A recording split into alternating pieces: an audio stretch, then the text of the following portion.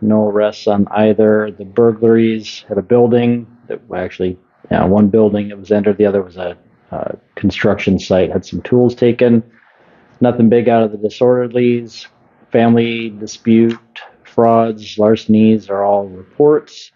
Sex offenses are both reports, no arrests on those. Nothing concentrated with the vandalisms. And then one weapons violation, that was a report basically generated out of a traffic stop, but no weapons were used. There was just one that was, actually, I think it was a shell casing that may have been found, but no arrests on that. That's all I have in the log.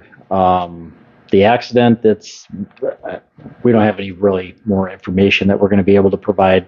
The reconstructions, it usually takes a few weeks before they have answers to anything. And so we'll wait for that, but it's very detailed. On scene, they use some different tools to map out where everything's at. And then they will go back and look at the, can't think of what it's called, but the data from the vehicle.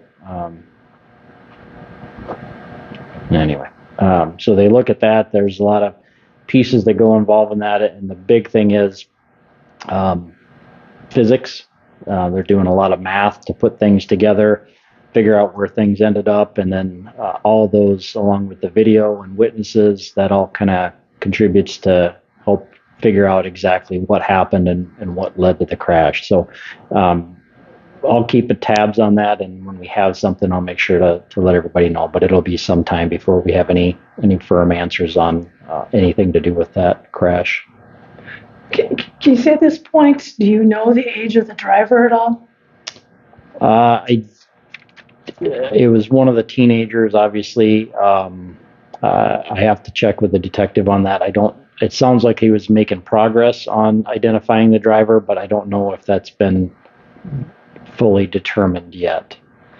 It's a possibility that an eighth person may have, is there any merit to that? That I don't know. I hadn't heard anything about that. The accident report just listed the 7. I hadn't heard any information about an 8th, but I can check on that one as well. And have police been able to talk to all the teens involved? That I don't know.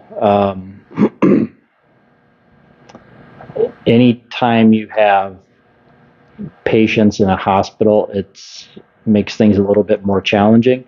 We don't just have direct access to walk into the hospital, and obviously getting them treated, getting the medical attention is the first priority. So we know who they are. There's always a chance at a later time when we'd be able to talk to them, but we're not going to go, it's not like TV in the movies. We're not going to go barging in, when they're in a facility, when they're receiving treatment like that. So we want to make sure that they're okay first and foremost, and then we can find a time, it may be a later time when they're released from the hospital, or we can find some other time to talk to them.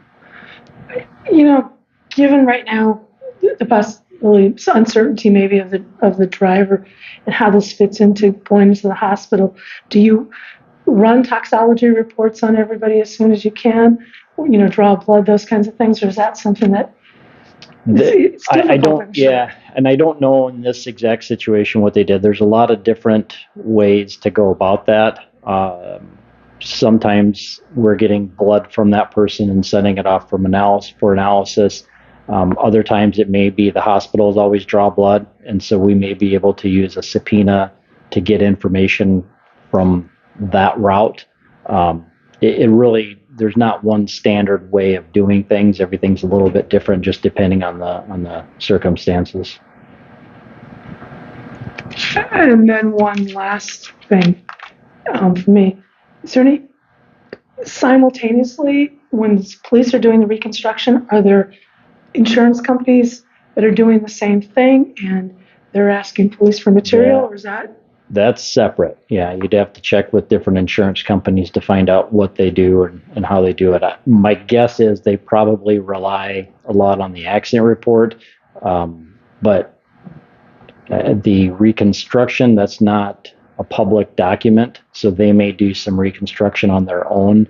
I don't know what all that entails, though. So certainly there could be 2 different investigations that are going on at the same time.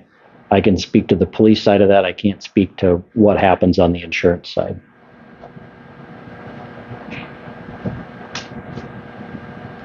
Anything else? Yeah, I'm going to ask it. Any indication at this point that speed may be involved just from the witnesses' recounts, or Yeah, the little bit that we have so far, there's some different surveillance cameras and then different witnesses, and both of those, it's pretty obvious that speed was a factor. We don't know what that exact speed was, and that's one of the things with the reconstruction. They look to determine, they try to determine a minimum speed, and there's usually a range that's associated with that. But that's one of the things they look to. But I think it's pretty easy to say, looking at the video, looking or talking to the witnesses, and then seeing the damage that was done to the tree, the house, and certainly the vehicle, that it's pretty easy to say that speed was a contributing factor in this accident.